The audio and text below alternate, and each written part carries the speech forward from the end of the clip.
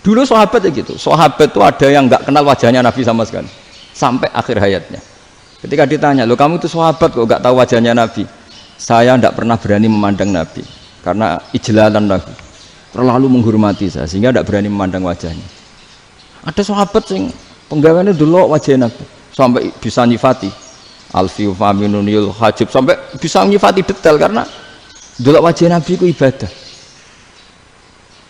Ada seorang wali ditanya, "Kalau kamu di surga ingin nggak melihat Allah?" "Enggak." Loh, tapi semua orang ingin melihat Allah.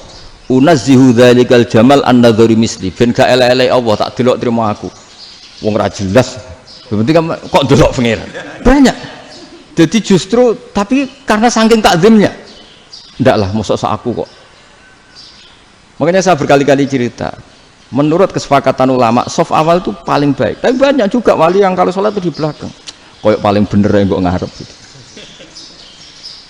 Lu bayangkan misalnya kamu semangat di soft awal di Masjid Haram, jebule sholatnya salah.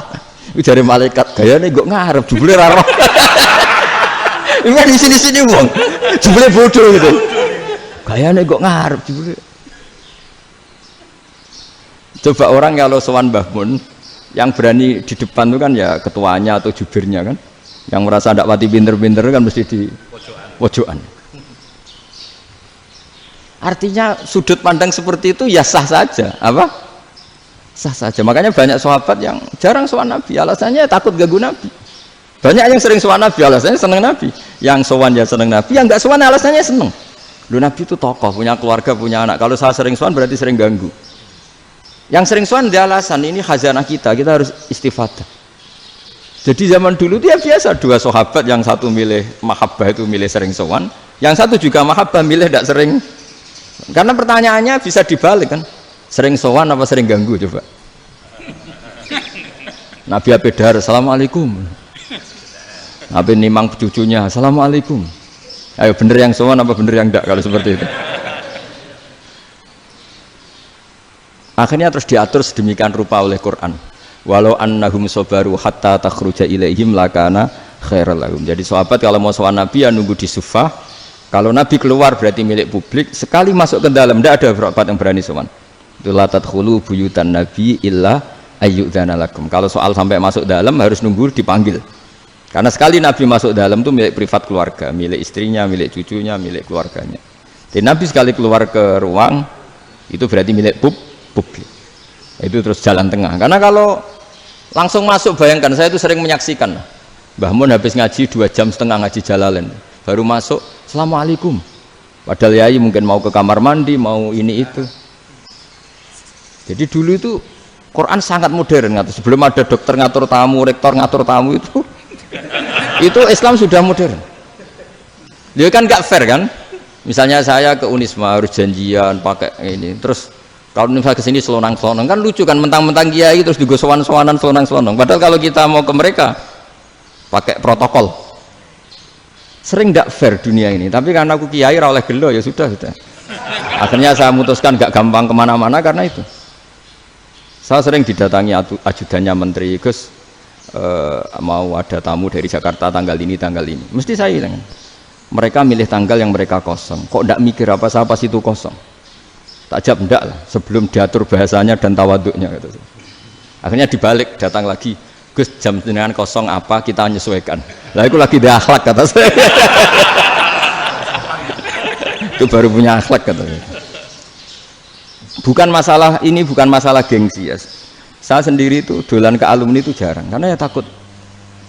Kiai kan yang nganggur, jam 9 nganggur, jam 10 nganggur. Bisa saja alumni itu kerja di pabrik, bisa saja yang latihan ekonomi di pasar. Jika kalau saya datang jam 9, iki kiai sing nilai santri ini, apa kiai sing ganggu santri. Nah karena orang ini melakukan rutin gak kok berpikir, pokoknya ngono jenenge silaturahim.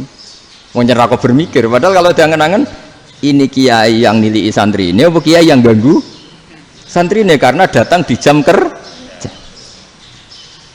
Nah, bayangkan kalau kebenaran dulu itu dikawal oleh satu peradaban perang. Jadi Nabi sesuai diangen-angen mbek Nabi. Perang Badar menang Nabi, perang Uhud menang wong kafir, perang ini gonta-ganti. Apapun itu yang penting satu kesimpulannya, cara Rasulullah kesimpulannya satu, orang tidak kober mikir kebenaran secara mengendapkan pikiran dengan pikiran jernih. Maka hebatnya Nabi ketika perjanjian, pokoknya saya minta nggak ada perang.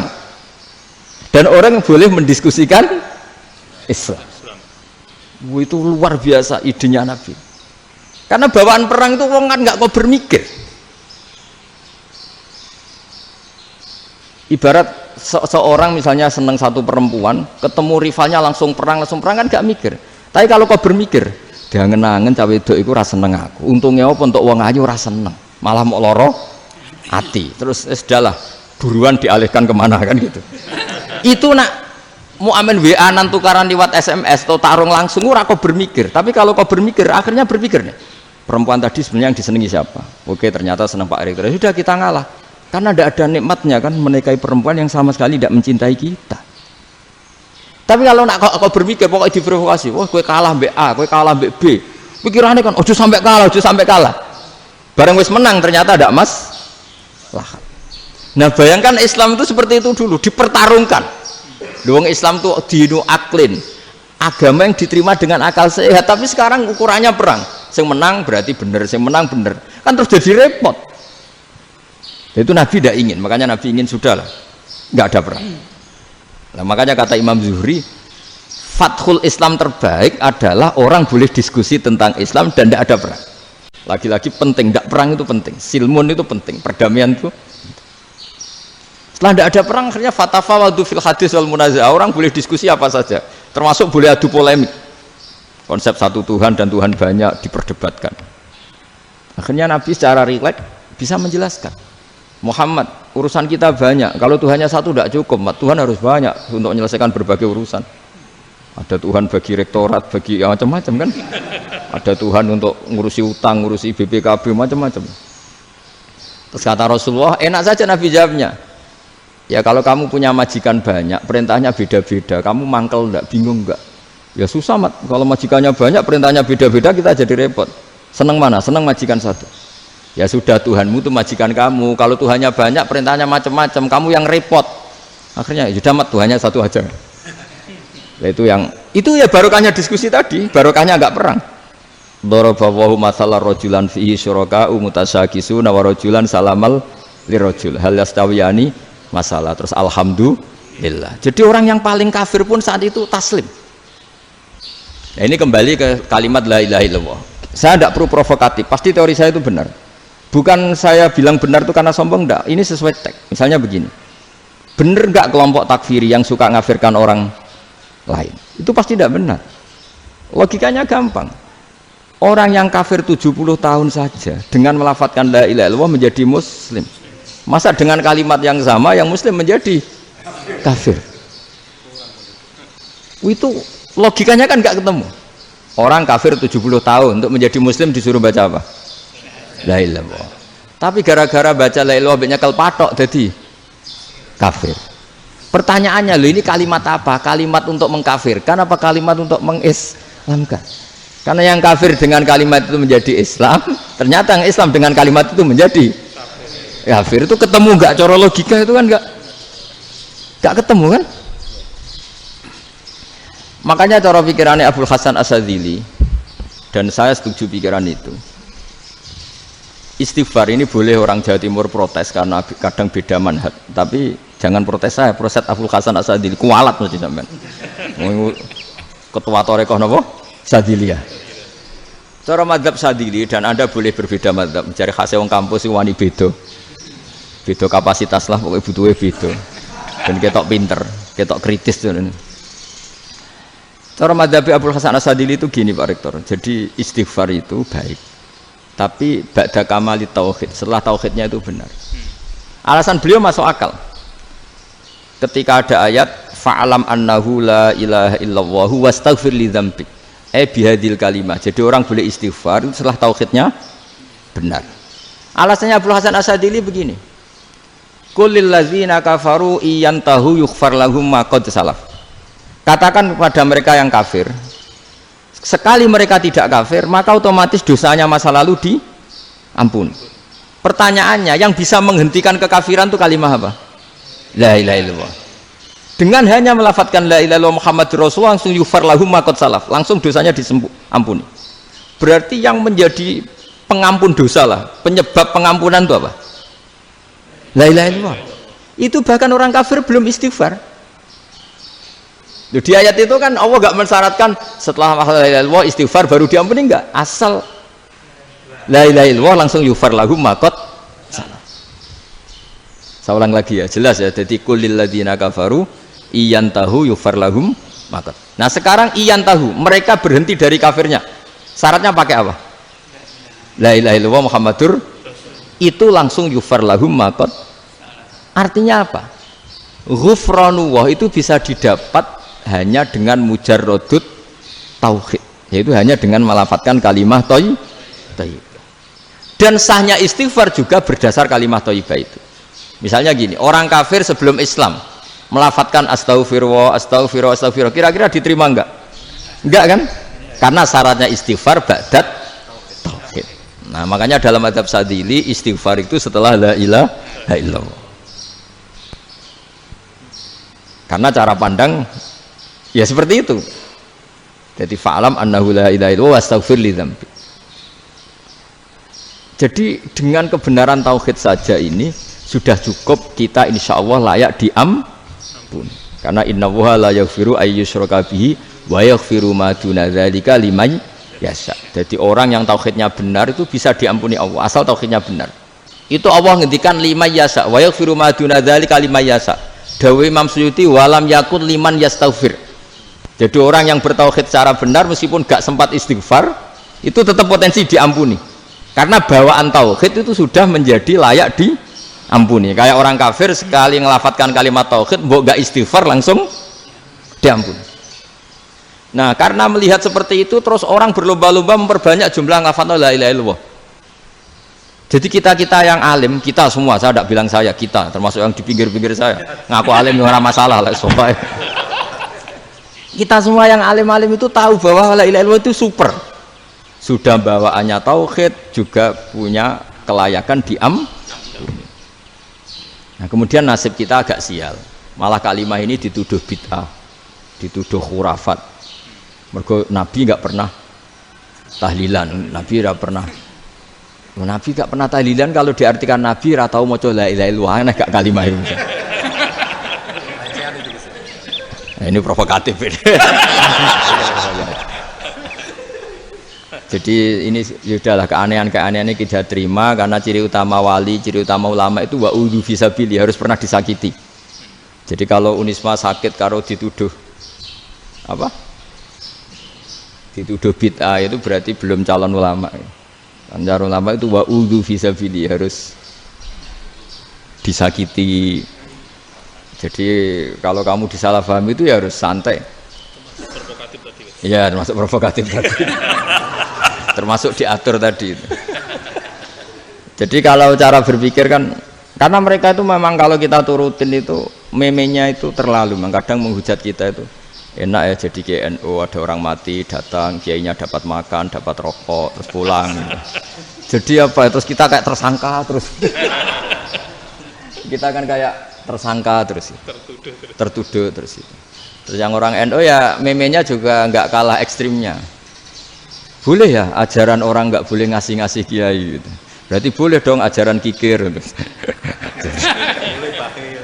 Jadi memang kadang apa ya, cangkem elek lah bahasa kasarnya itu memang kadang lebih mengenakan. Kalau kita datang ke acara mayat kan dapat makan, dapat minum, kalau yang sohibul bed rokok ya dapat rokok, kalau kiainya dapat wajib, kadang 20.000, kadang 50.000. Terus memenya itu kok setega itu ya, ada orang meninggal kok malah kita makan-makan, seakan-akan kan kultur ini biadab kan gitu. Tapi yang orang NU kebalikan bales, oh ternyata nggak boleh ya mayat disodakoi, ternyata nggak boleh ya orang dermawan. Berarti Islam membolehkan medit ya gitu. Yang model ini kan angen-angen itu luwih mandi timbang takbir ya kan. Karena ini kan memicu emosi kan. Memicu apa? Emosi. Nah, tapi saya kalau disuruh bela mana itu tidak ada yang saya bela. Ya seorang sudahlah, kalau mau nganggur saja sudah itu. Ya tapi itu memang apa ya? Itu khazanah Islam, ada yang kritik, ada yang enggak. Ya itu memang khazanah, ya biasa aja, kalau saya biasa aja. Karena dulu ulama itu sudut pandangnya itu ya seperti itu.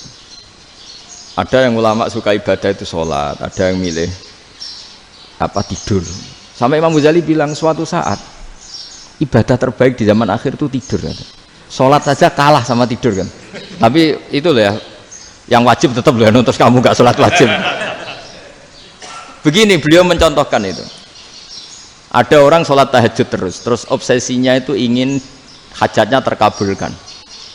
Sementara yang tidur obsesinya nikmati rahmatnya Allah, boleh tidur, bisa tidur. Kata Imam Ghazali, timbang kita tahajud terus nuntut pangeran aduk turu katanya. Mergo engko dia akibat terus setan memberi bisikan, lho nyatanya kamu tahajud ya gak terkabul. Berarti cerita bahwa Nabi ngendikan kalau doa tahajud mustajab enggak. Daripada ngono ki aduk turu ora tau ndonga. Timbang ngabri-abri Islam timbang ngelek-ngelekin apa? Islam. Jadi ulama itu mulai dulu itu sudah berpikir. Banyak orang menjadikan tahajud, sholat malam itu media untuk hajatnya. Dan kalau nggak kesampaian ini mutung. Nyalahkan kiainya ijazah ramandi. Macam. Daripada ngono ora usah apa? Tahajud itu turu. Dan jenis kayak ini tuh banyak. Makanya ulama kayak saya itu saenake dhewe itu ya jarak. Saya sering didolani mukhibin terus bilang, "Gus, saya doakan gini-gini, saya mau nyalon bupati atau saya gini." Saya bilang, "Gak waduh orang ndonga, nek ra mandi darane ulama dongane ra mandi." Nak mandi kamu jadi bupati tetap nganggep karena beli. Sapa sing ora roh bupati saiki gak beli? Ribet kan? Ketika mereka jadi ngunsurkan doa kamu apa karena kemarin beli? Yang beli maksudnya, nggak beli nggak usah tersinggung. Jadi ribet ngadepin. Nggak, artinya gini loh, boyo doa itu jangan dipakai begitu loh. Kalau minta nasihat, tak nasihati jadi bupati yang baik, gubernur yang. Kalau minta doa itu resikonya. Akhirnya kiai kalau diminta doa ya doa, sebenarnya diisinya itu nggak doa kemenangan. Itu mas selamat gitu. Karena ribet. Makanya Islam itu doa itu setelah iman. Aturan iman benar baru doa. Aturan iman benar termasuk Allah itu yaf'alu ma yasha, boleh melakukan yang dikehendaki. Allah nggak boleh terdikte oleh doa kita, nggak boleh. Ya saya ulang lagi ya, mazhab Hasan Asyadzili ini khas kita. Jadi la ilaha illallah itu didahulukan sebelum istighfar. Tapi kebalikannya mazhab Imam Sanusi itu dibalik. La ilaha illallah itu kalimat yang sakral. Karena yang sakral dibutuhkan muqaddimah, yaitu yang melafadzkan harus yang sudah bersih, yang sudah steril baru melafadzkan la ilaha illallah. Maka dalam mazhab Sanusiyah istighfar dulu baru la ilaha illallah. Nah, cara mazhab Abu Hasan Asyadzili kebalikan, istighfar itu sah setelah sahnya tauhid. Kamu ikut mana tuh? Asyadzili apa Sanusiyah? Alhamdulillah sama-sama tidak paham, ya sudah. Akhirnya sudah. Iya, enggak kemana-mana kan gitu.